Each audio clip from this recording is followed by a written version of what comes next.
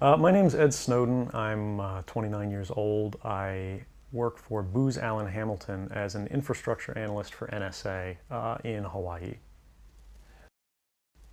What are some of the positions that you held previously within the intelligence community? I've been a systems engineer, systems administrator, senior advisor for the Central Intelligence Agency, solutions consultant, and a telecommunications information systems officer. One of the things people are going to be most interested in trying to understand who you are and what you're thinking is there came some point in time when you crossed this line of thinking about being a whistleblower to making the choice to actually become a whistleblower. Walk people through that decision-making process. When you're in positions of privileged access, like a systems administrator for these sort of intelligence community agencies, you're exposed to a lot more information on a broader scale than the average employee.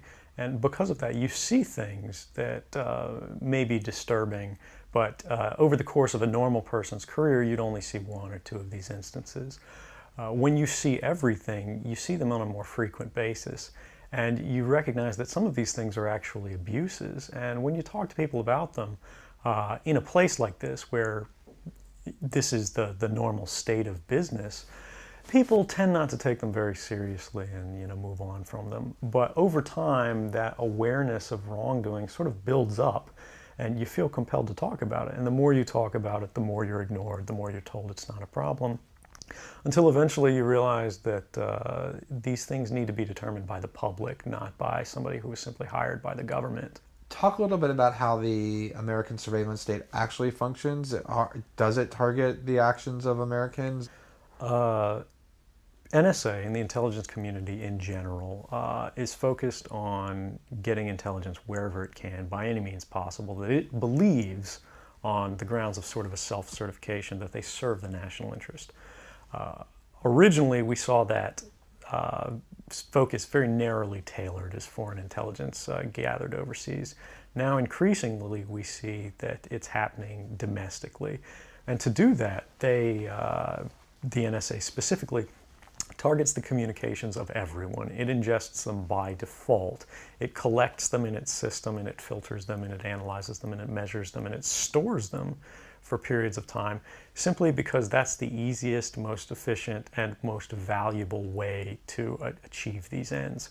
So while they may be intending to target someone associated with a foreign government or someone that they suspect of terrorism, they're collecting your communications to do so. Any analyst at any time can target anyone, any selector anywhere. Where those communications will be picked up depends on the range of the sensor networks and the authorities that that analyst is empowered with. Not all analysts have the ability to target everything, but I, sitting at my desk, certainly had the authorities to wiretap anyone, from you or your accountant to a federal judge to even the president if I had a personal email. One of the extraordinary parts about this episode is that usually whistleblowers do what they do anonymously and take steps to remain anonymous for as long as they can, which they hope often is forever. You, on the other hand, have decided to do the opposite, which is to declare yourself openly as the person behind these disclosures. Why did you choose to do that? I think that the public is owed an explanation of the motivations behind the people who make these disclosures that are outside of the democratic model. When you are subverting the power of government, that's a fundamentally dangerous thing to democracy. And if you do that in secret consistently, as the government does when it wants to benefit from a secret action that it took, it'll kind of give its officials a mandate to go, hey, tell the press about this thing and that thing, so the public is on our side. But they rarely, if ever, do that when an abuse occurs. That falls to individual citizens, but they're typically maligned. It becomes a thing of these people are against the country, they're against the government. But I'm not. I'm no different from anybody else. I don't have special skills.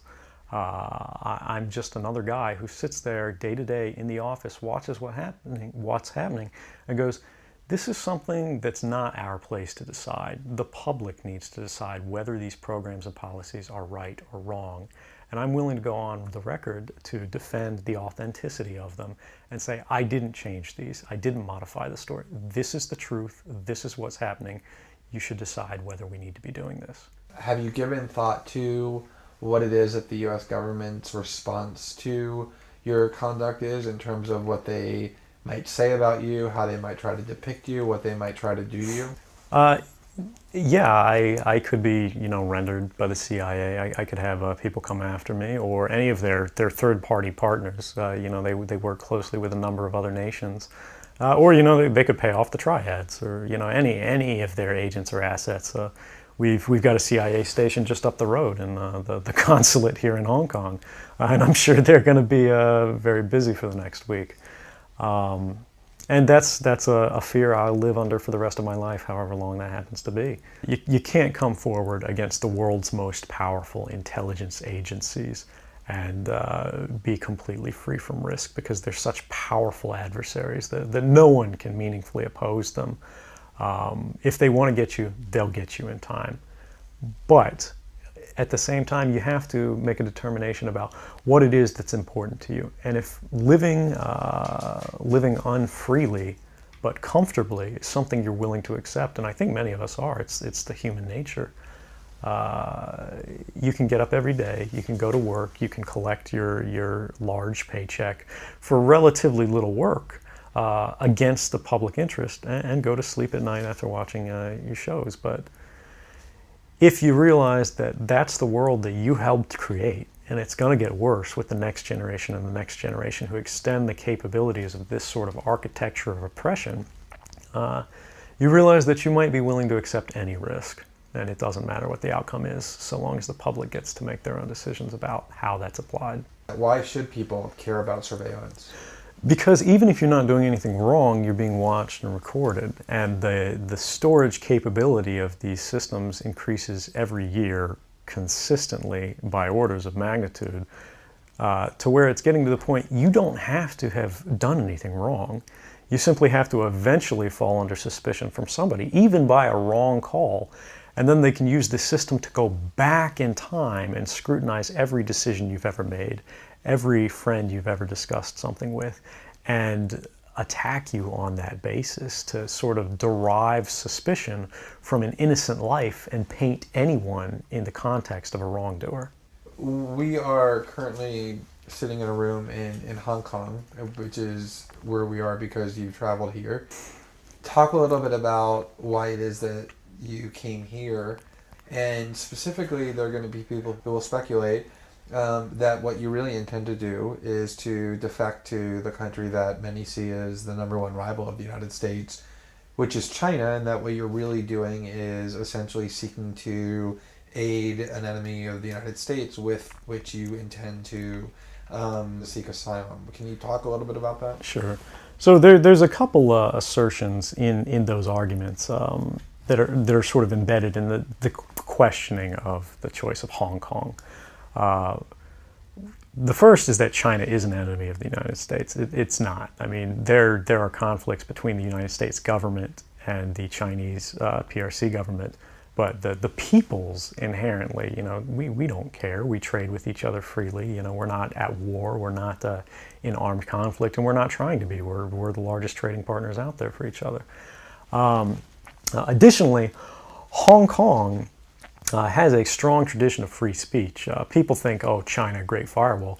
Mainland China does have significant restrictions on free speech, but the people of Hong Kong have a long tradition of protesting in the streets, of making their views known. The internet is not filtered here, no more so than any other Western government.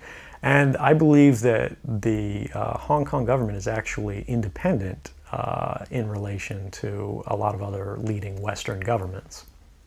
If your motive had been to harm the United States and help its enemies, or if your motive had been personal material gain, were there things that you could have done with these documents to advance those goals that you didn't end up doing?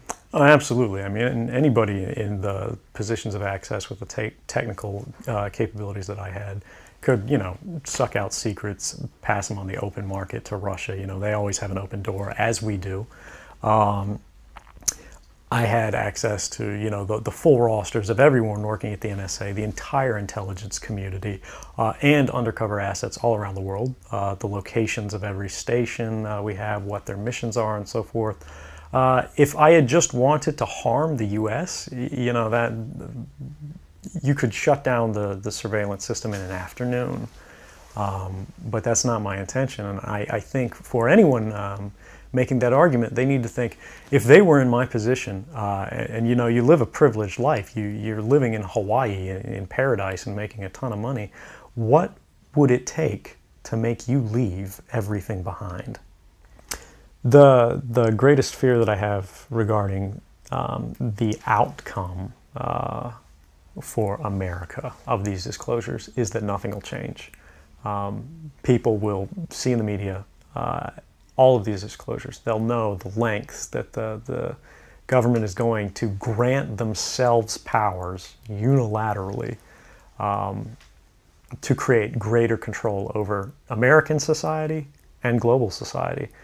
But they won't be willing to take the risks necessarily to stand up and fight to change things, to force their representatives to actually take a stand in their interests. And the months ahead, the years ahead, it's only going to get worse until eventually there will be a time where policies will change, because the only thing that restricts the activities of the surveillance state are policy. Even our agreements with other sovereign governments, we consider that to be a stipulation of policy rather than a stipulation of law. And because of that, a new leader will be elected. They'll flip the switch, say that because of the crisis, because of the dangers that we face in the world, you know, some new and unpredicted threat, we need more authority, we need more power, and there will be nothing the people can do at that point to oppose it, and it'll be turnkey tyranny.